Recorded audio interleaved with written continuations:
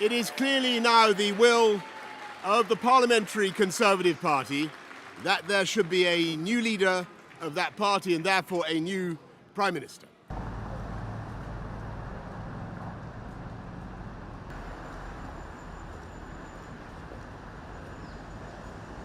Therefore, Rishi Sunak and Liz Truss will be the candidates going forward to a final ballot of Conservative Party members.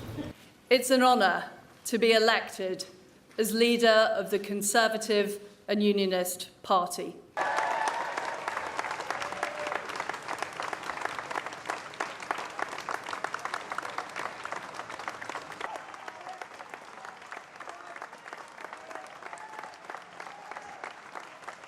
I've set out my priorities. My first priority is reducing taxes, because what I don't believe is taking money from people in taxes and then giving it back to them in benefits. That is Gordon Brown economics, and frankly, it hasn't worked. I cannot deliver the mandate on which I was elected by the Conservative Party. I have therefore spoken to His Majesty the King to notify him that I am resigning as leader of the Conservative Party.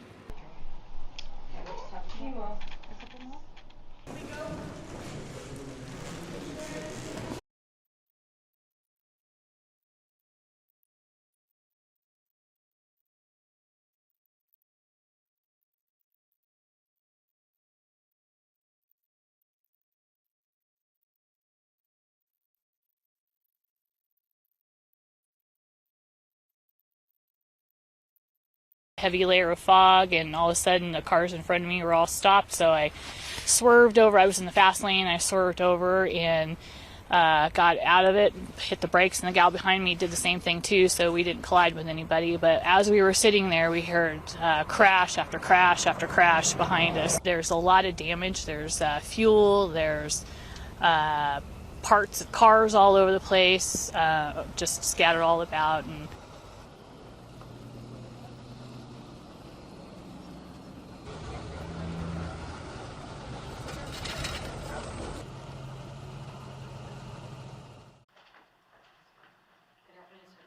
good afternoon. Today I'm announcing 3 critical steps that my administration will take to reduce gas prices at the pump.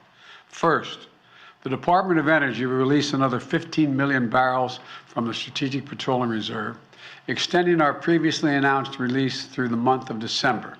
The independent analysts have confirmed that drawdowns from the reserve so far have played a big role in bringing down oil prices, bringing them down. So we're going to continue to responsibly use that national asset. Right now, the Strategic Petroleum Reserve is more than half full, with about 400 million barrels of oil. That's more than enough for any emergency drawdown. With my announcement today, we're going to continue to stabilize markets and decrease the prices at a time when the actions of other countries have caused such volatility. And I've told my team behind me here to be prepared to look for further releases in the months ahead if needed. We're calling it a ready and release plan.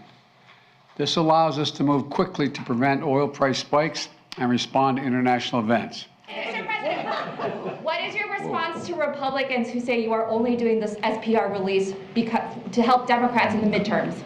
Where have they been the last 4 months? That's my response. Is it politically motivated, sir? This No, move it's not. 3 weeks before the midterms? Look, it makes sense. I've been doing this for how long now? It's not politically motivated at all. It's motivated to make sure that I continue to push on what I've been pushing on. And that is making sure there's enough oil that's being pumped by the companies so that we have the ability to be able to produce enough gas that we need here at home, oil we need here at home, and at the same time, keep moving in the direction of providing for alternative energy. That's what I've been doing. Now, the problem is these guys are asleep. I don't know where they've been. And they seem, the price at the pump should reflect what the price of a barrel of oil costs. And it's not going down consistently. As Russian forces continue to pound Ukrainian cities, destroying infrastructure like power facilities and water systems, Ukraine is for the first time in the war facing the prospect of significant nationwide energy blackouts. And in a desperate race to save the power grid, its government on Thursday has started putting restrictions on energy use in place. It says it wants to cut power by about 20% to allow repair teams to work on the system, beginning with a 16-hour cutback that started at 7 a.m. Thursday morning.